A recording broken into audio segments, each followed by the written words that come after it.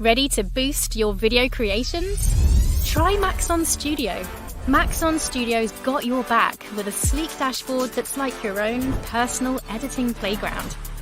We're talking dynamic capsules galore. Our capsules are designed to supercharge your content creation game inside After Effects. So say goodbye to staring at a blank screen wondering where to start. Maxon Studio hooks you up with pre-designed, customizable elements. The collection is always growing, from elegant motion graphics to seamless transitions, animated titles, and amazing effects. The best part is, you don't need to be a design wizard or spend hours tweaking every little detail, because user-friendly controls make it easy to tweak text, colors, and more to match your vibe. So, what are you waiting for? Start creating breathtaking videos today with Maxon Studio. Take it for a spin with our free 14-day trial. Level up your content now.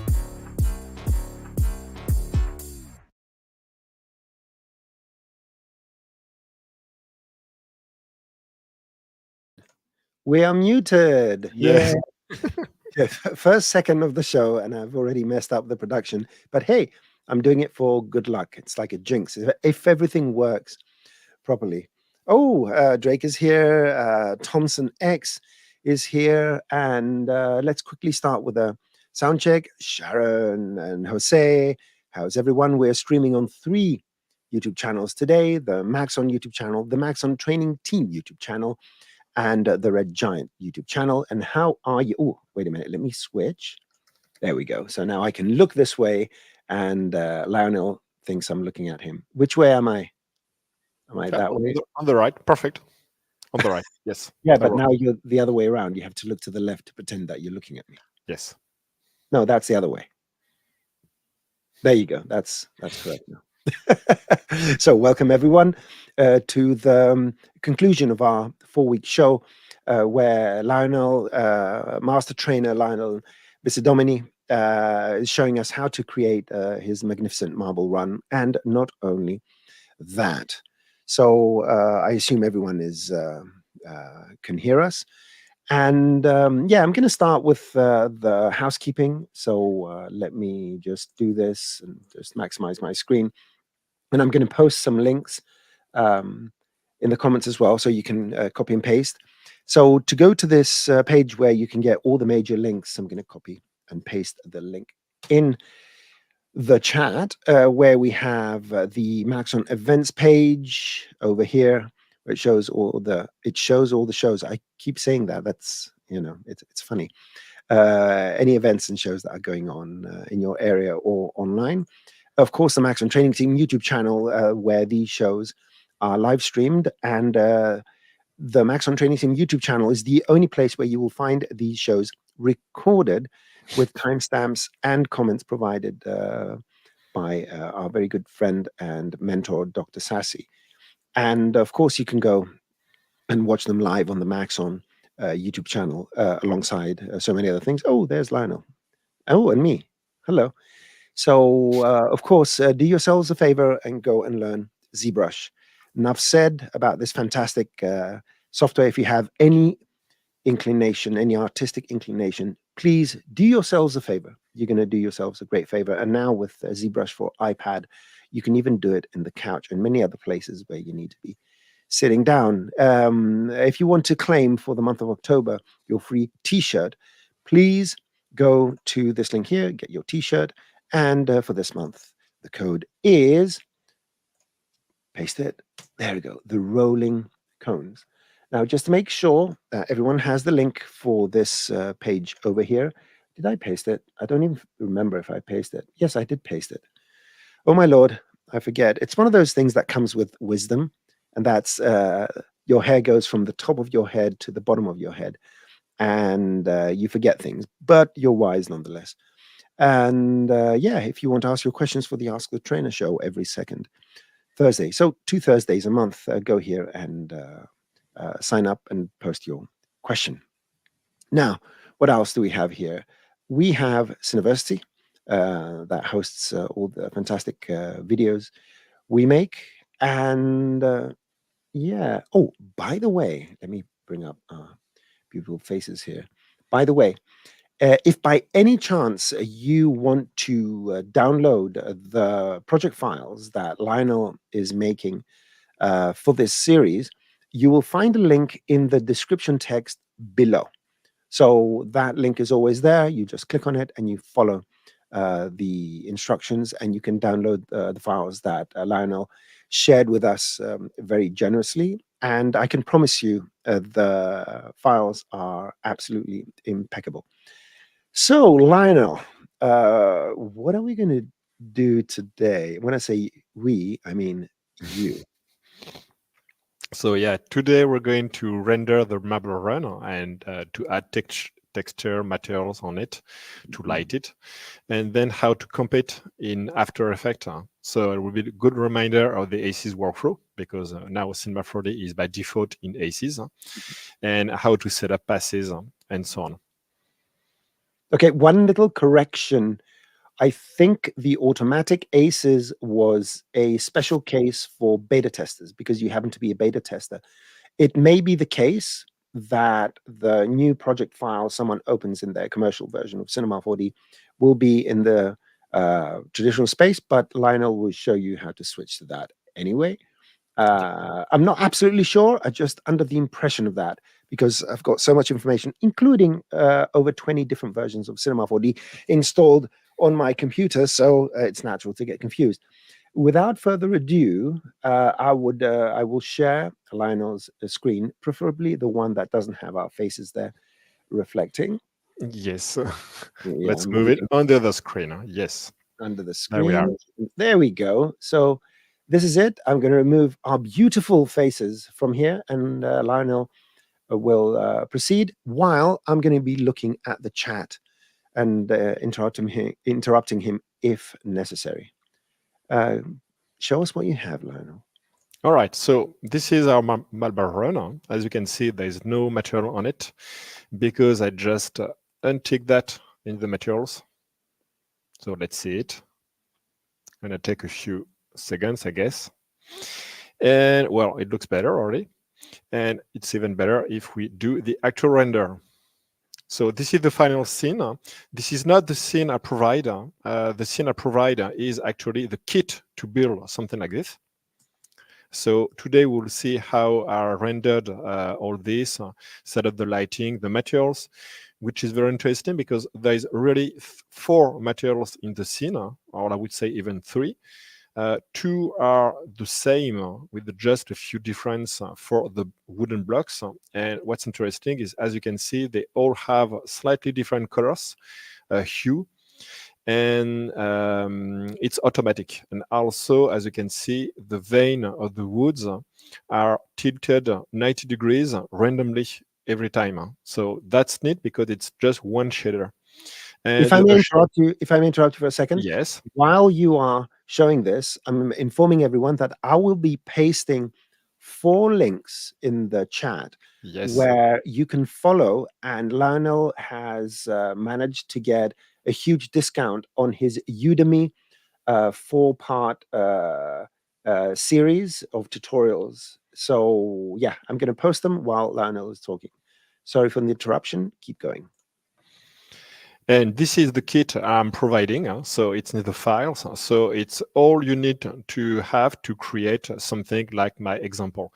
And there is another file, which is here, a simple example without any texture, which is working with all the different thing we have here. So this one is ready to be used because there is the materials.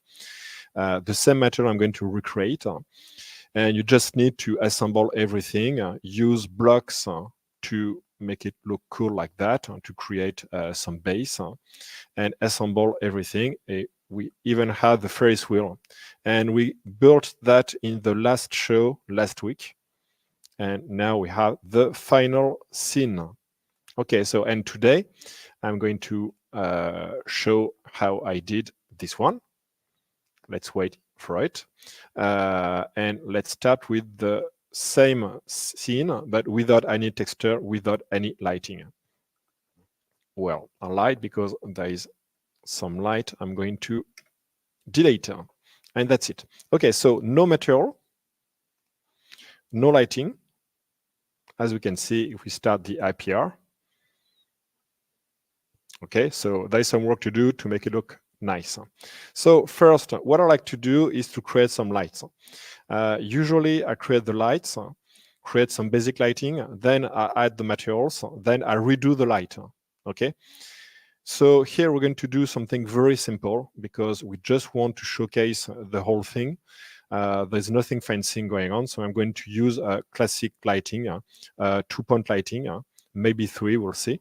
So let's start with array light, and I'm going to use here this neat little trick. If you click on this thing here, you can add target tag and null. So here it is. And this is my null, and my light is going to be oriented this way. So also what I like to do is to use here in the display the quick shading so that I don't have any lighting. Actually, I would check the lighting with the final render in the viewport. So here we have our target light. This is my actual light. I'm going to orient it. So basically, the most interesting part is this way. So I'm going to use it this way. So let's move here on the top, on the front, so I can tweak the height. This is my camera.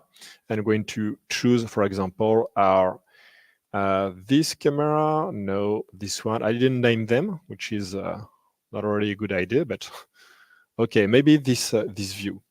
Okay, so let's start the render in the app here. And now I can check from here, orient my light, and do it from here too. So this will be the main light, the key light.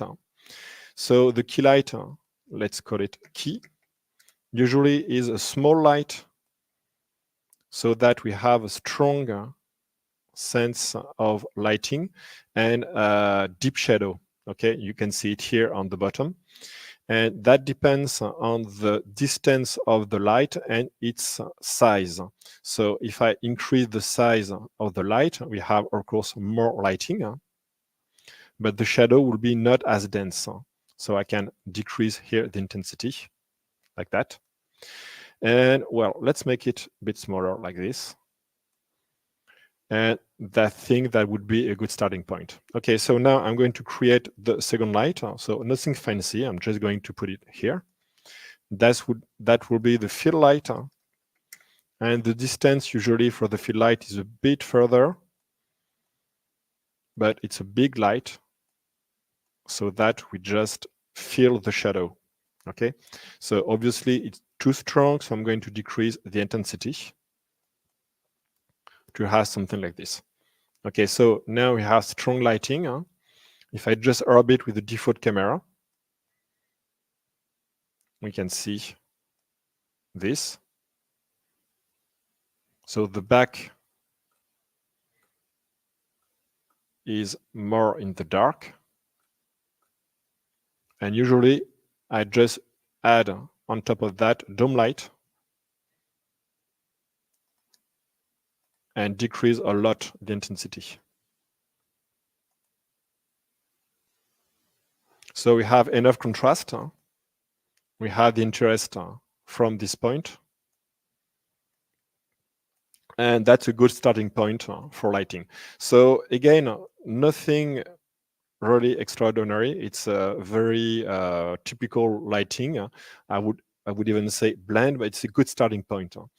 What I could do also is check the key light and add some color. So usually what I do is use here the color mode in temperature and use for the key light, for example, some warm lighting, whereas the field light is usually cooler lighting. So temperature 6500 is the neutral lighting.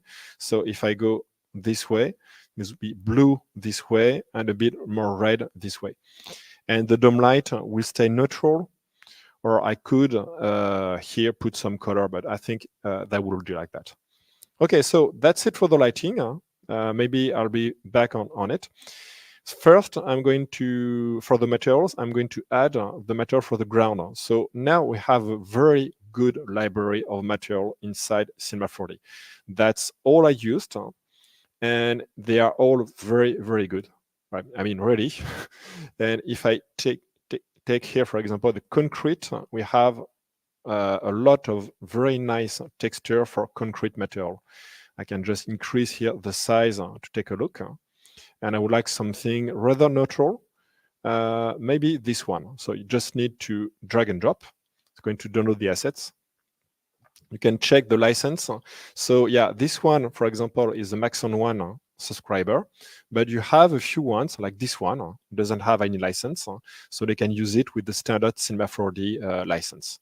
Okay, you just have to check for this thing. And I think you can even filter it here in the search, going per other, and yes, use here the license exclusive.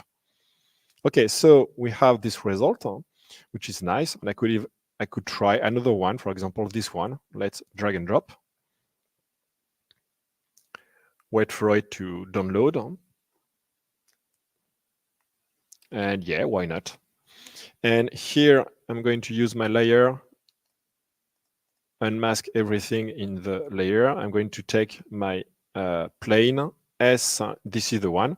So now I can switch from one texture to the other. Okay, so let's say I like this one. Now we're going to work on the main one, which will be the wood texture. So this one, let's go to wood, and I chose here the chestnut. Yes, I love this one because we have some fine grain of woods. This one is nice too. So let's try this one. I'm going to load it here. And now I need to apply to all my elements. So I'm going to stop the IPR for now. And we're going to add it to the elements. So the elements, the blocks actually are here. So let's hide everything. So all the wooden block, I mean those blocks here on the ground, okay? And we have all this. I can take them all. So I'm just taking a look that, yes, it's all of them. And here we have our wood chestnut. I'm going to apply by clicking here. So it's applying everything at the same time. Okay, so now we're going to need to tweak this material in the node editor. So I'm going to change my view, switch here to the render view, which is faster than the IPR here. And we have this. So yes, obviously, because I chose a dark surface, my lighting need to be changed already. So here we are watching this way. If I go this way, of course, we have more lighting coming from it. So what I could do is just increase the lighting of the dome light back to something like that. But rather than doing that, I think I'm going to add another light. So for this, what I can do is just take this backlight and let's move it, duplicate it, go this way. And maybe make it more on top of it, like this. And also, let's call it top. And let's decrease a lot the intensity. Right, not that much. Okay, I think 3 is fine. For now, I don't really worry about the very bright lighting of those objects because they are white. Okay, at some point, I'm going to put some wood texture and they will be not as bright. Okay, so let's concentrate, for example, here on all this wood texture. And my material is this one. I can double click, I can see the whole stuff. So it's a rather easy texture with all this. So first, because I'm going to use it, I want to make it work with anything, I need to make it triplanar. Here it works because it's just on block, which are cubes. But because I'm going to recycle this texture to do all these elements. I want it to be able to work with anything. So for this, I need to make it triplanar. So I'm going to change triplanar, put it here. So it's going to be taken into account immediately. Also, because I'm going to do that many times, let's make it full screen. And again, triplanar, and the last one, which is here, triplanar. Okay, so now we need to reorganize. I don't really care about the preview for all of them. So now I have a little more space. And let's move all this. Okay, so I want to control the scale of all of them together. So we already have the scale exposed. I'm just going to put here a value node, which allow me to just type an input. If I go there, we have an input. I'm going to take here the result. So the scale is a 3D vector, meaning that we have 3 scale here, X, Y, Z, but obviously you want to be the same for each. That's why I can just put a simple float like this. Okay, so let's connect it everywhere. And that's it. All right, so now if I exit here, take a look.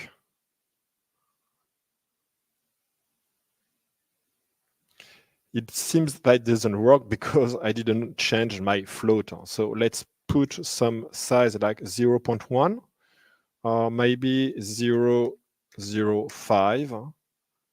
Okay, looks a bit better. So maybe 0.2. Okay, now I can see the vein of the wood. That's nicer. But that they are all the same texture. Okay, it's very boring. You can't really let it like that because it's always the same texture that's repeated. So that's not possible. We need to change this. So for this, I have a very neat trick. We're going to use first the color jitter to have different color for each one. Well, different color, more or less the same, but with different hue. So let's go back to the full screen mode. And here, I'm going to use for the base color, because obviously this is the one that counts. I'm going to use the jitter. So the jitter node is the new node. Well, not that new. I think it maybe 1 or 2 years we have it.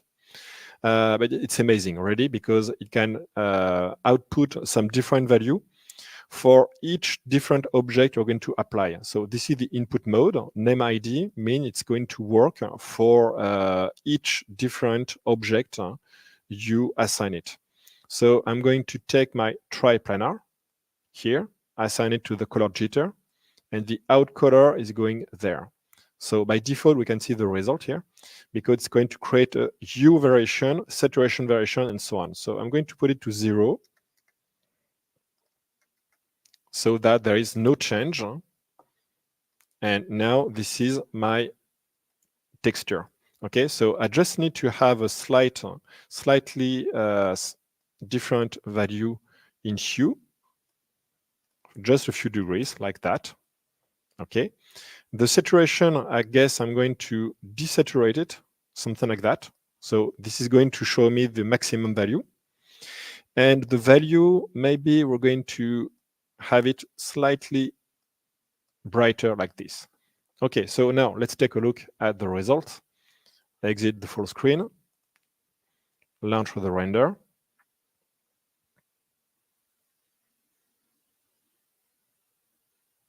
And as you can see, it works very well. Okay, so what's cool with the jitter is you have a different seed for each. So that means that we have the same random seed for now for each one of the cubes. That's not good. I would like to have a different one for each. So let's just do this. And it's going to select different value for each. So one can be very red like that and saturated. This one is obviously less saturated with a different hue and so on. So now I can just tweak those value, maybe not that strong, maybe -2, okay, minus 0.2. That's better. Okay, I like it more like that, I think. And yeah, okay, let's say it's all right. You can see already it looks better, but we still have the same problem. The same texture everywhere. Okay, so from this angle that might work, but seen up close, no. Okay, it's the same. You cannot allow to have that. So for this, we're going to use another trick using the color jitter again. Let's go back to the full screen. And here we're going to take advantage of our triplanar, some options we have here, which are the offset and the rotation. Okay, so I want to make it available for each. So let's use control and offset rotation. Same here, offset rotation, and this one, offset rotation. Okay, and the rotation is, well, the rotation of the texture. But because this is some wood, I don't want it to be rotated randomly in any direction. What I want to do is to randomly rotate for 90 degrees exactly. So I can have 0 degrees, 90, 180, 270, 360. Okay. I don't want to have 45 or 60. So that's pretty easy to do. I'm going to create another color jitter. Actually, I could use this one, but let's create another one because it will be nicer in the viewport like that. So I have another jitter, but I don't want to play with the color jitter. So I'm not going to put anything here in input, and I'm just going to use those float jitter and integer jitter. So an integer is an integer number, meaning it can be 3, 4, 25, minus 20, whatever you want, with no decimals. Okay, it cannot be 4 and 4.5. So what I'm going to do here is to decide to have an integer minimum of 0, maximum of 4. Why? Because now I have a random number 0, 1, 2, 3, 4. Okay, and nothing else. It cannot be 2.5. It cannot be 3.8 and so on. Only 1, 2, 3, 4. And this result, I'm going to multiply, yes. Okay, multi. And let's put it here. Even if it's a float, we don't care because it's going to work with float number, integer number. Let's put it here. And we're going to multiply the result by 90. So that means that now the result can be 0, 90, 180, 270, and so on. That's it. And I'm going to put that on the rotation for each one of them. Very simple. So my texture can be only rotated by 90 degrees increment. So let's check if this works. And while we're waiting, I want to show everyone Lionel's new lighting experiment. Yeah. Can you, if you do the dance, is it going to turn on? Yeah. Let's see. No. No, it's not working. The sensor. Yes. There you go. There we are. That's magic. So this show is not only about training and entertainment; it has magic as well. So let's proceed. So we can see it works here also. We have our texture rotated by 90 degrees, and now it looks natural. Well, not so much because it's still the same patch of wood. So it's rotated 90 degrees, fine, but it's still the same patch. So we're going to do something more. Let's go back to our full screen mode so that we can see. I know that the streaming is a bit blurry, so I try to make it bigger so we can see more. And we have here another jitter.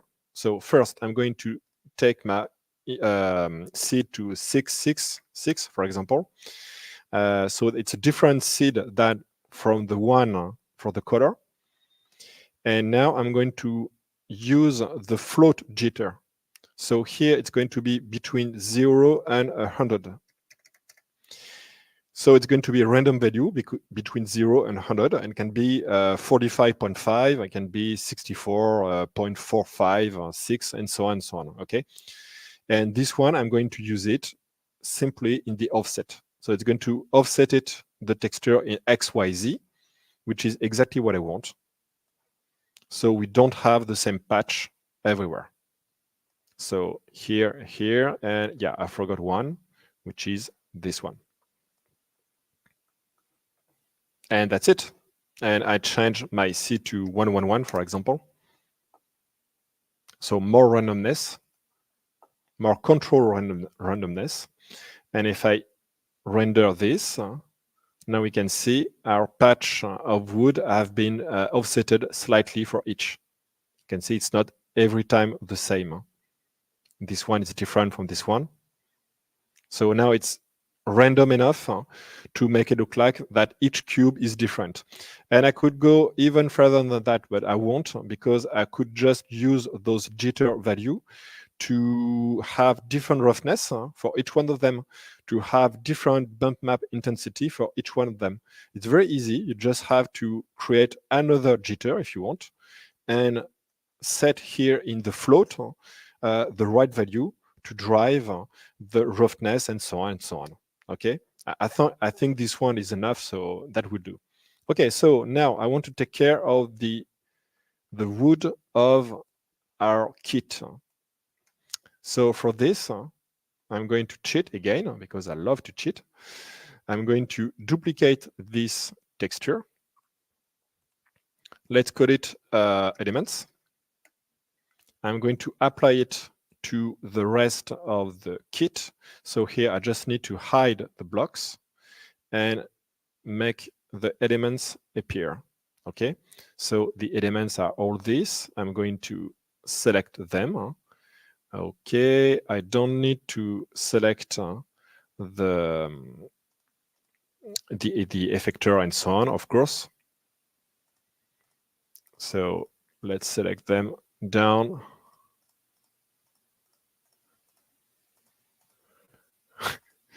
I know it's very entertaining to see me selecting. A few more like this. Okay, if I had been more organized, that would have been easier, but okay, that will do.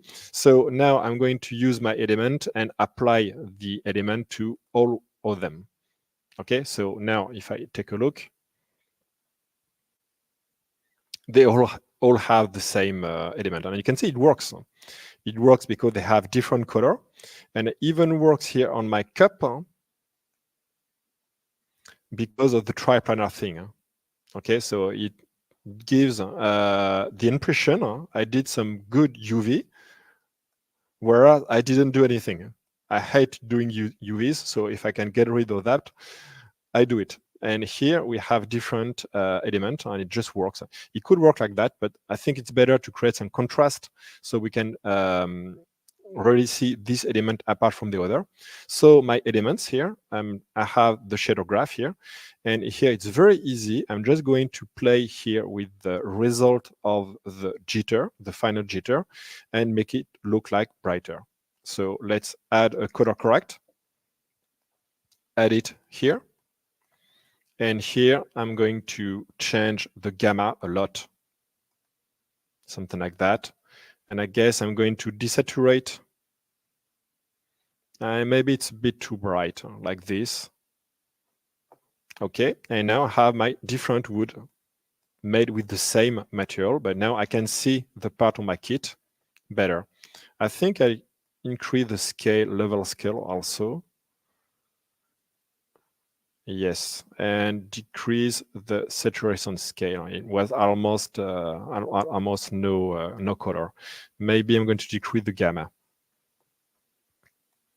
And that's it. And they still are all different with different shape and direction of the wood. You can see here it works very well, 90 degrees compared to this one, and so on. Okay, and here I could use different jitter if I don't like that. For example, I would like to rotate this differently. I just had to find the jitter here. It will be this one for the integer jitter and find another seed. So let's see. Yeah, this one rotated. This one didn't. So maybe let's try another one. Still, it didn't rotate it. And at some point, yes, I will find the seed where this one is this way. So it's random. You don't have the control exactly for each one of them, but you can have a different set of randomness that you like better. Okay, so we're almost done.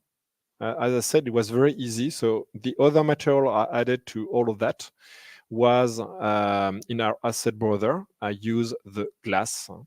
So again, I repeat myself, but all those material are amazing. Really use them because they are very high quality. I'm going to use here the glass safety. Let's load it. And this one will be for our cup. So I'm going to take cup, the coupelle in French. Let's apply it instead of this one. Nice. I'm going to take my glass safety. And actually, I think I like it like that. It's very clear though. So I think, yes, in the reflection, I'm going to add some roughness, like 0.1. Yes, that's nicer, I think. And also in the transmission, we have some depth. So this is the depth in centimeter needed for that color to appear. So if I put it that like 1, it's going to look like one solid block of glass. It's still transparent though, as you can see. So maybe 30 is a bit too much, maybe 20. Yes, so it will be greener with more contrast. Now, same thing for the wheel. So let's find our wheel. Maybe I'm going to hide a few things like that. Yes, we have our wheel. I'm going to add the same glass safety element on top of it.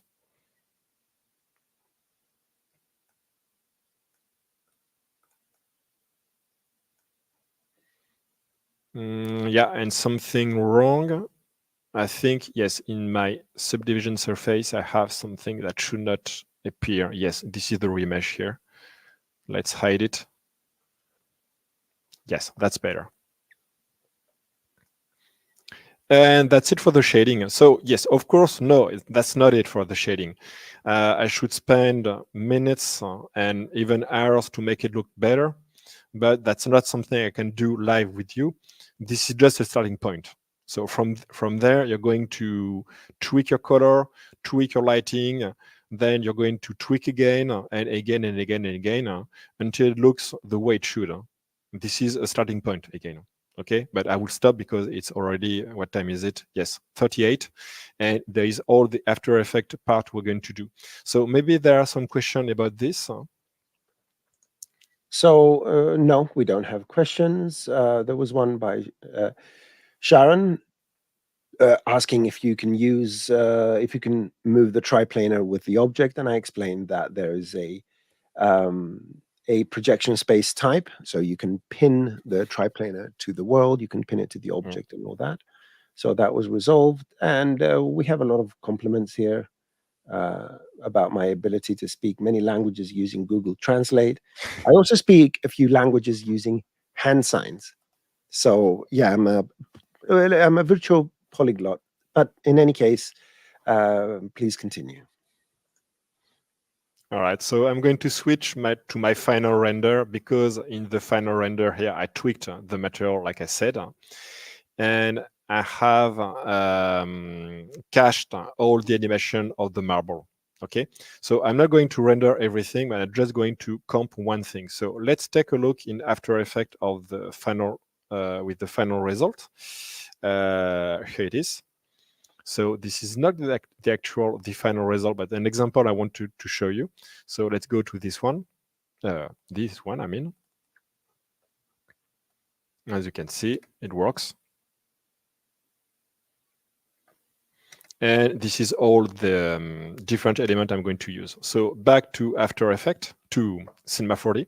So yes, Nozman mentioned that you might not be in ACES by default. So in Cinema 4D 2024, the one we have right now.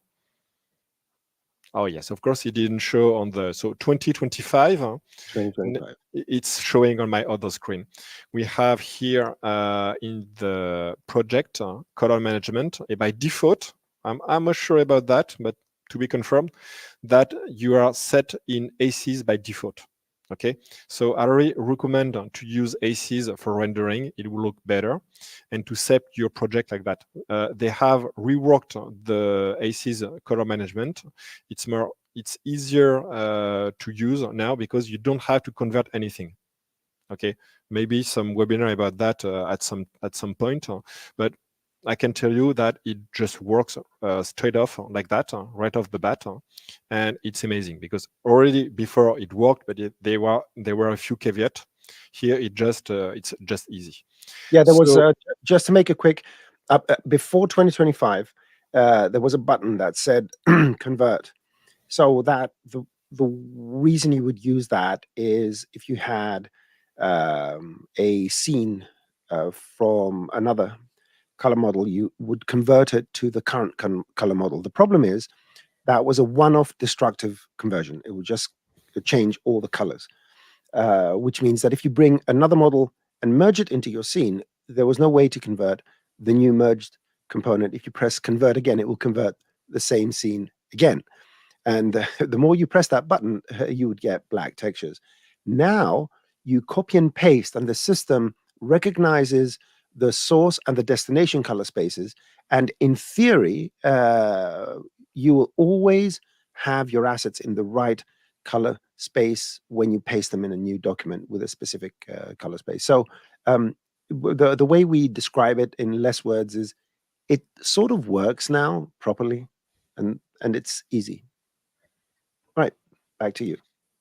All right, so this is my final render. So now I want to set my AOV.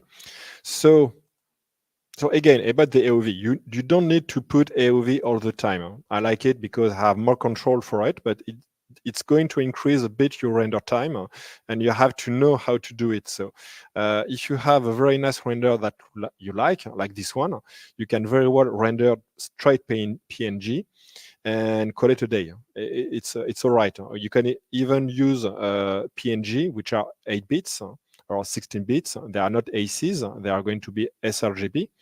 And just do some color correction in After Effects the old way. That works. Okay, you are not obliged to use ACs workflow and comping, even if you work here in ACs. All right. If you render your final image using PNG, for example, or TIFF or JPEG, well, don't use JPEG, but let's say JPEG or PNG or whatever like that, it's going to, the color transform is going to be baked inside. So that way you can just use After Effects to do some color correction, but you won't go as deep as what I'm going to show you. Okay, that's why I like to use the AOV. So first, let's select our AOV. I'm going to stop the render in the Redshift AOV Manager. And I'm going to use a diffuse filter. So I'm going to be a bit faster than usual because I have made a whole series about this. So this is the same workflow, nothing's changed. So diffuse filter and lighting raw, the global illumination. I'm going to use also our reflection, refraction, this all the glass, the specular lighting. And I think that will do for the main light pass, okay? Because I don't have SSS material, no translucency, I don't have emission material, and so on. That will do. But I want to do also the depth. So let's put it here.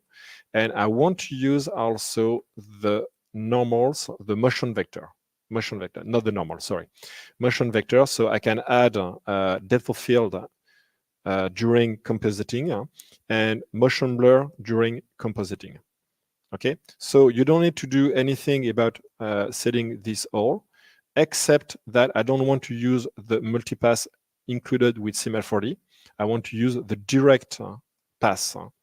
Okay, the direct pass is going to bypass the rendering we use here, multipass image. I'm not even going to enable it.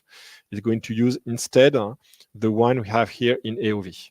Okay, so I'm going to use here the multipart EXR, and my base file name is going to be the name of the camera. Okay, so this is the token I've chosen from there. Okay, so it's going to, for each file, add the name of the camera and write the file. Then here, Lionel, yes. sorry. An interesting question from Sharon. Aren't you going to use a shadows AOV? No, I wanted to do it, but the shadow AOV is a bit weird to use, and every time I don't use it in the end. But I could use it because I have the diffuse filter and lighting row. Okay, the only way to use it is by using those two sub-components. Otherwise, it wouldn't work. If you want to see how it works, in the webinar we know with the benchmark scene, I used it. In that case, yeah, well, I don't feel the need to use it. Okay, so everything is set up. Multipart EXR. We have DWAA or DWAB. Frankly, they are almost the same. They're very good. Half float, which is actually 32 bits but simplified. Let's say that.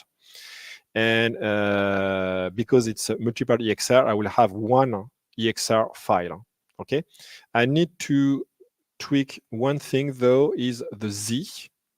Here I want in the filter type to have center sample, and here the depth mode is going to be Z. That's all, and I'm using the use camera near far. So this is important because it's going to give me the range of the Z axis. So I have already set up everything. How I did use here my use camera near far, it's pretty easy. You just need to find your camera. So here, this is the close-up camera, close-up one. And here we have the clipping, okay? And using the near clipping plane, I can set here how far it's going to go. So this will be the beginning of my clipping, and the far clipping will be this one. So here, let's go 2000, and maybe less than that. Let's see. And at some point, you see. So this way, I can set the range of the depth of field. I would say the data is not wasted. Okay, so like this, it's fine. I can just untick that. I don't need it for the rendering. And now it's going to be taken into account in my AOV manager here in the Z element, use camera near far. Otherwise, even if you turn them off, those little numerical values on the bottom right are still used. Yes. Yeah. Exactly. So here we are, and in the render settings, I'm going to set my sampling to 0.3. That will be all right. Actually, I'm not going to render it because we already have already done it. You don't need to see the rendering. 0.3 is a bit low. That would be more like 0.1. Okay. So now in After Effects, let's go back to After Effects. Let's say I have rendered this, and I'm going to import my element. Oh yes, I forgot something very important. Let's go back to CML4D. Sorry about that. I've added to the mix Cryptomat. So Cryptomat is amazing. Using the material name, so it's going to output different matte for each material I use in the scene. It's simple as that. Automatically, you don't have anything to do. Important note, the Cryptomat is going to be a separate file, okay? And we will see about that later. So let's deactivate here the multipass and let's render it. Well, let's say I have rendered it, and now I'm going to load the files. So here I'm just going to keep those files here, and let's import my thing. So it was here in my close-up, the name. How can I see my folder from? I'm not that used to Mac. I have a folder. Command 2. Try Command 2. Command 2? Is no. that... Oh, yes, because it's a French keyboard, so it doesn't work with the 2. Where is it? Do you want to see the icons? Yeah, I just want to find my folder inside this, or maybe it was somewhere else. You can go by type. You can. If I go on my render. Yeah, type is going to. Oh, yes. Okay. Yeah, easy. Okay, and yeah, here it is. This is my test. Okay, so here we have our close-up, EXR, my JPEG. So that's something I always do, so that I just have a JPEG with the render and the color baked in. Okay, and here my close-up EXR and the cryptomat. So let's take my close-up, use create a composition. Sorry, yeah, I couldn't put the After Effects in English. So, okay, so create a composition, pre-compose layer, contact sheet, and so on. And just as a note, the reason Lionel created a JPEG with the baked-in color transform is that you can use that to check if your color transformations you're going to do in After Effects match what you were expecting to get. Yeah, exactly. All right, so now we have all our things. I'm going to disable everything. I'm going to order them the right way. So here we are. And the shadow, yeah, this one I did the shadow. So motion vector is going there. Okay, so the diffuse lighting row and the diffuse filter must be pre-composed together. So let's pre-compose. Let's call it diffuse total.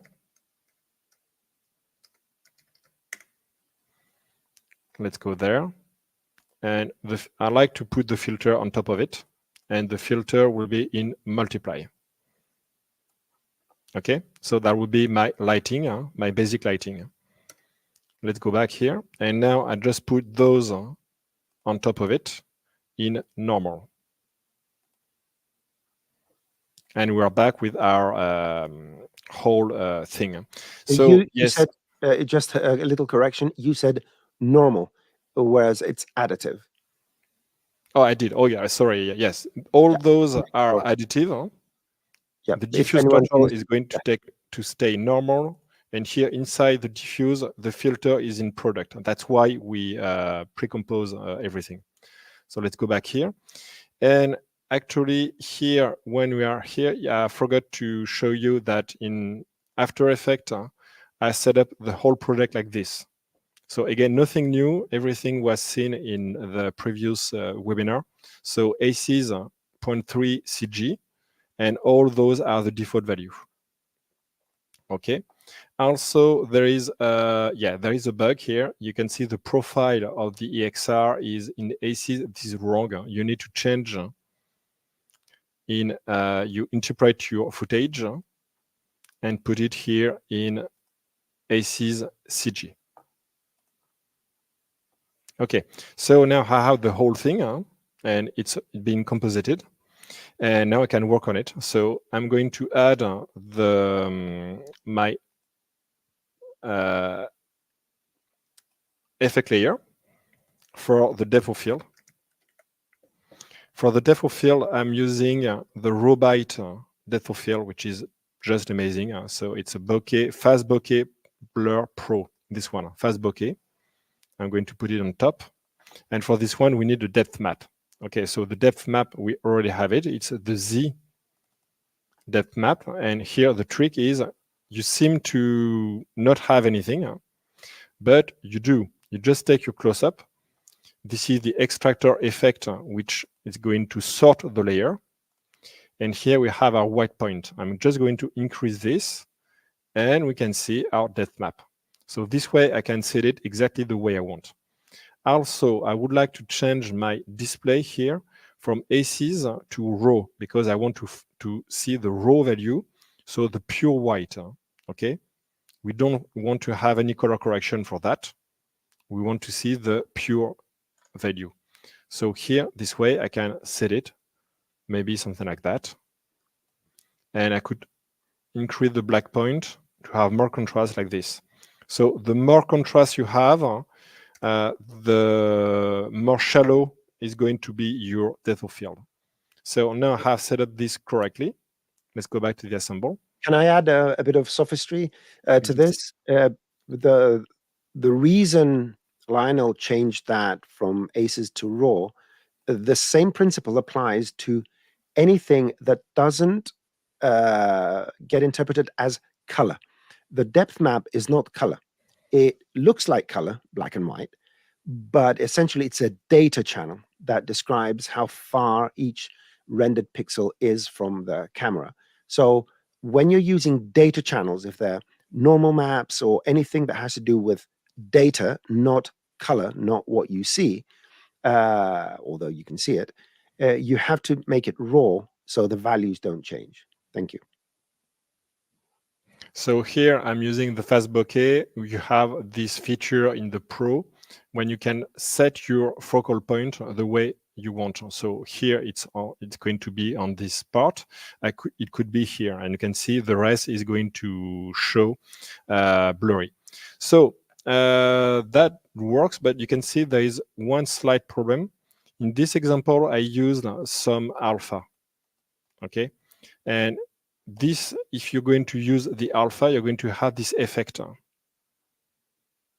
Okay, which is very, well, not very nice. You can mitigate it if you change here your blur radius. You have something very slow, very low, but still it's going to show a little bit. Okay, and this is not really a solution because it's almost the same thing as turning off the depth of field. So there is one little trick to use that if you're going to recycle your alpha. So I do have the alpha in the scene because in my AOV manager, I did something here, AOV manager. For each one of them, I asked to have the output in RGBA. Well, actually, not this one because I started from scratch, but all of them was like that, RGBA. So it's going to output an alpha value.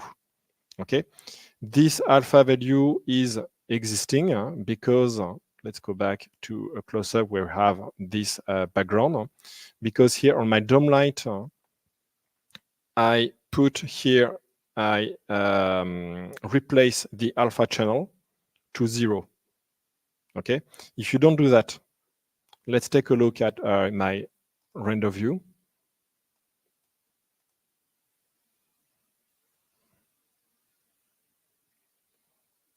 So this is my render. Because I don't want to see the background, it's black. If I want to see the background, I do that. But in any case, your alpha is full, okay? Even if I disable the background.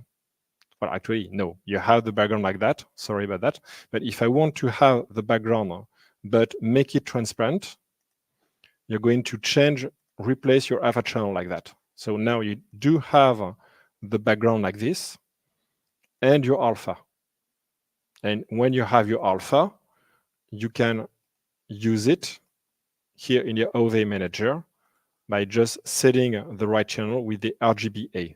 If you don't do that, you won't have any alpha because you're stuck with RGB. Okay, so it's a two-step process. You have to be careful with this if you're using a background. And then you have not to forget to set it here in the data type. So here in this example, we have all this. I do have some alpha. So I'm going to use a trick. I'm going to use one of these files, because they all have alpha on top of them, to set a matte to filter this one. So I'm just going here to use the alpha of any of them because I do have some alpha. Okay, so I'm going to use this and go this way, and we can see that that works because I don't have this effect anymore. It looks nicer, and I still have some background and I can use. So why did it change to black? That's weird. Oh yes, because it turned off the reflection. See? So I just need to put it back, and now it works. Okay, so now I can put any background I want. So I could just use here a null object, I mean a solid layer. Let's go there. Let's create slight blue and put it in the background. And here we are. But then you have this effect, as you can see, because of the depth of field. So this is the depth of field, which is going to give us a lot of trouble like this. So instead, I'm going to use the same trick, put our layer like this, and use here the cache the same way we did. And here I'm going to invert. Okay, now we have everything together. I have my depth of field working, and my background, which appear in the background. Okay, so it's not perfect. We still have here this white because it was the color of my original background. So by setting some blue here, I'm not quite, it won't match. It won't match because this lighting, which is the Fresnel effect, there's no way to make it look the blue. Okay, well, you could use some masking and so on, but that's not really a good way to do it. So here, what I will need to do is change my background to something lighter that would fit better. So let's try with this one, for example. I'm going to put it here and change the color to something lighter, like some blue, bright blue. And now you can see it's almost invisible. Okay, and if I choose something which is very different, of course, well, it doesn't work.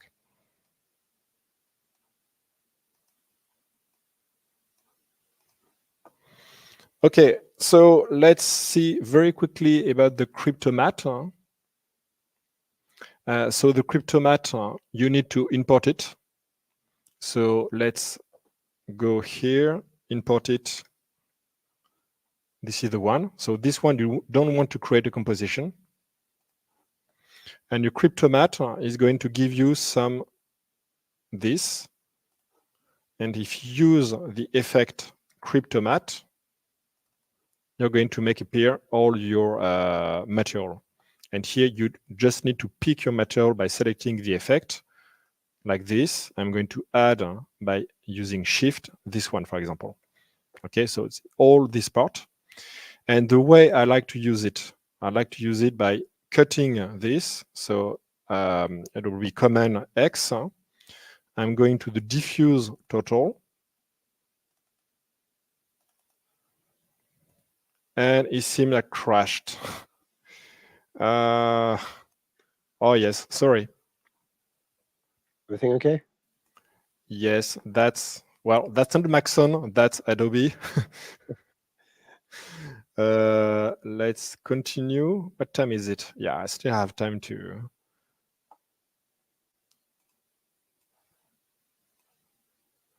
Let's go back here. Let's load my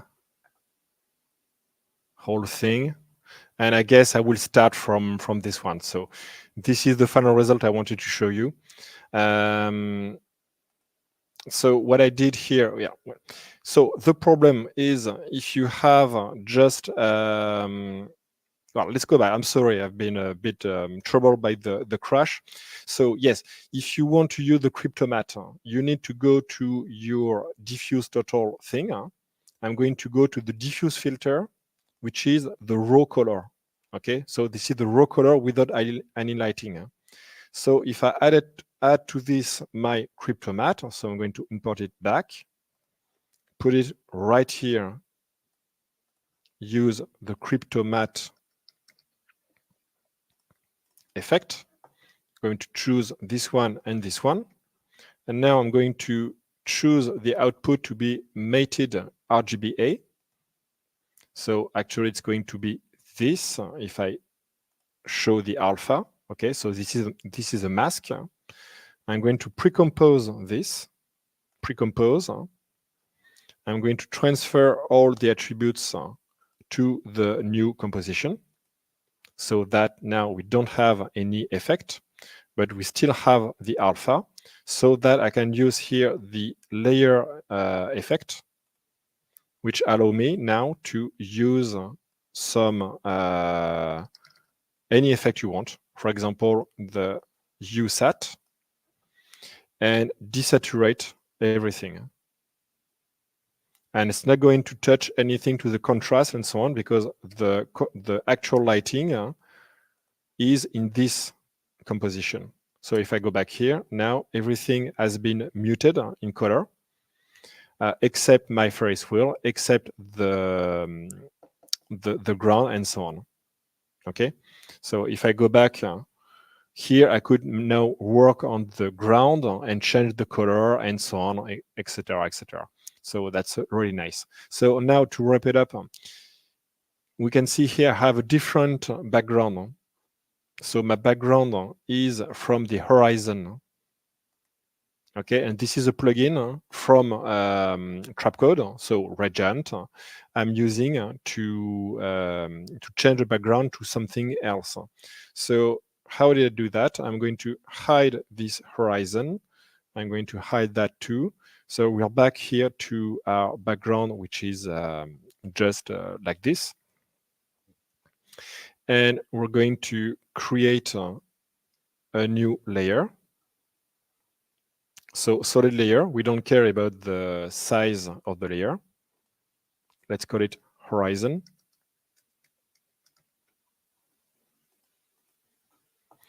And I'm going to use here our horizon plugin. So horizon is going to create a virtual sphere around the scene using a gradient. You can change here with different color and so on. But I would like to use instead a map, image. And this image can be any image you're going to import. So here I have imported this file, which is HDRI you can use for lighting inside Redshift in Cinema 4D. But here it's just a layer. And if I go back here, I'm going to use horizon and use this EXR as a background. Okay, so now we see something.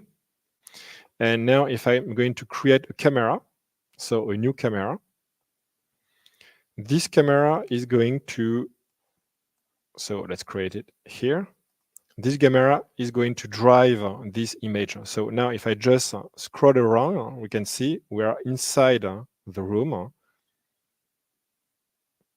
I can just see everything like that, like I was in After Effects.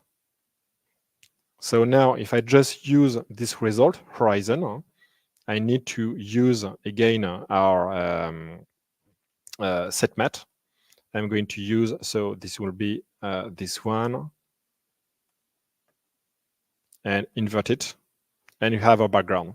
So what's interesting with this is I can change the background and make it match with our object, with our scene. So it's really just a trick to make it look like we have this illusion that everything is centered like this.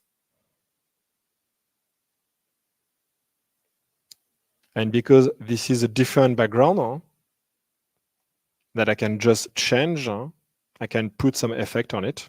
So for example, my horizon, I'm going to blur it using here again. So let's use our Fast Bokeh Pro.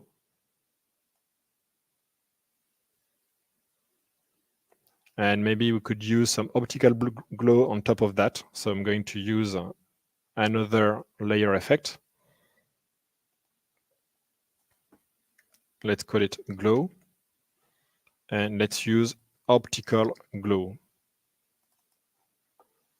I'm going to use in linear because when you're working with ACs and 32 bits, you're working in linear mode. And then let's change the amount to 1. And let's change the highlight only to the maximum. So now the glow is just going to come from the highest value, like this background, you can see. And this way it's going to, well, it's going to create that right wrap that works on top of everything. You can see it here. And again, I could just use my camera to change the field of view like that.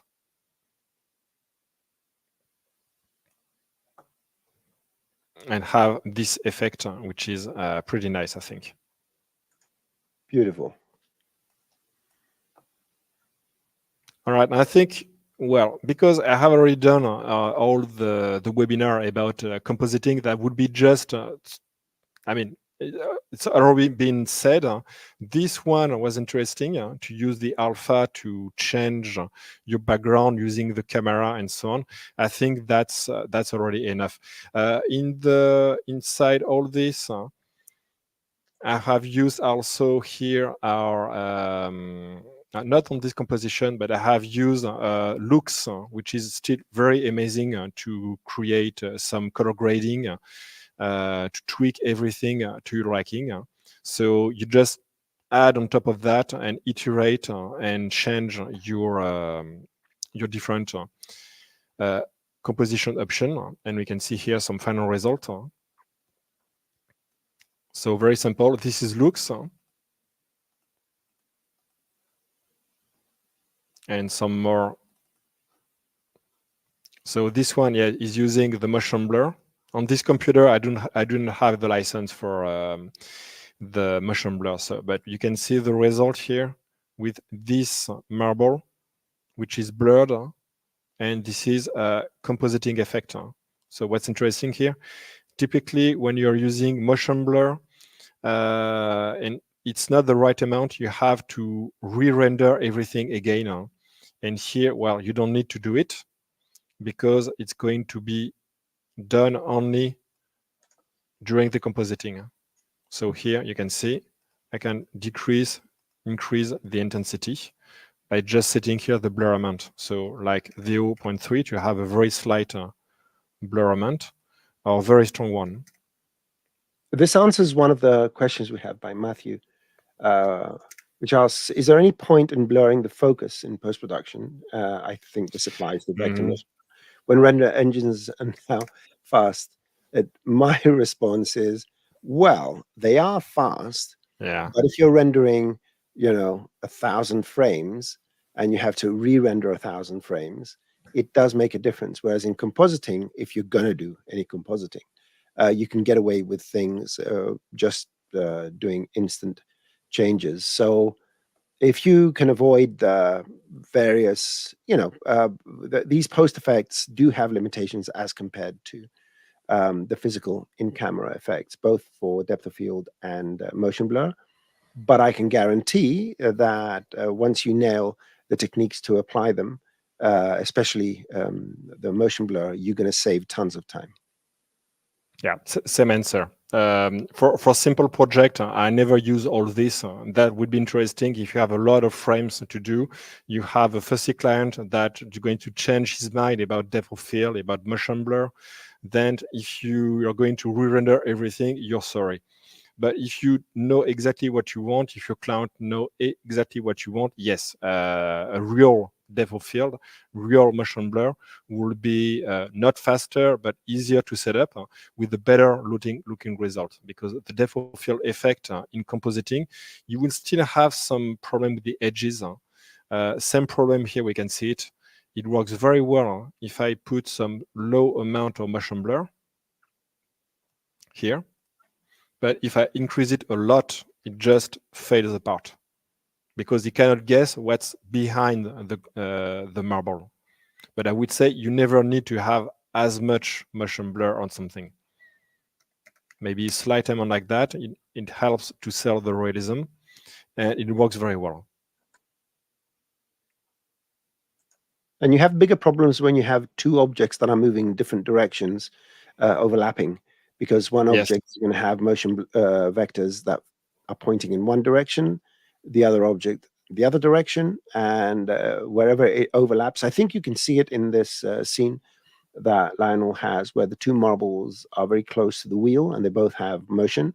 And if Lionel sort of expands the motion blur, it will create problems. Whereas in frames where they don't overlap, it may be slightly better. But in any case, it's just one of those things. Yeah. Maybe this one. Yeah. Still pretty good, huh? But if I increase here, of course, at some point it's going to fail. Well, here, this is a good example where the top right sphere appears to be dealing with it better than the other spheres. But in any case, it's a post effect. And Lionel is doing his little dance. Let's everyone look at him do the... It doesn't work anymore, so I'm in cave now. Okay. It's moody lighting. That's what we call that. Yeah, moody lighting. That's fantastic. Once again, yeah. And is that the conclusion of your presentation series? I would think so.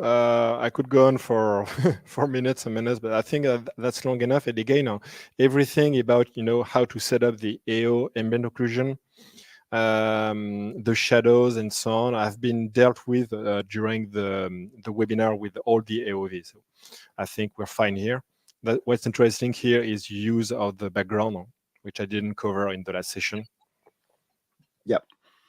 No, it was amazing because you took us step by step from literally nothing or all the way to creation of a scene.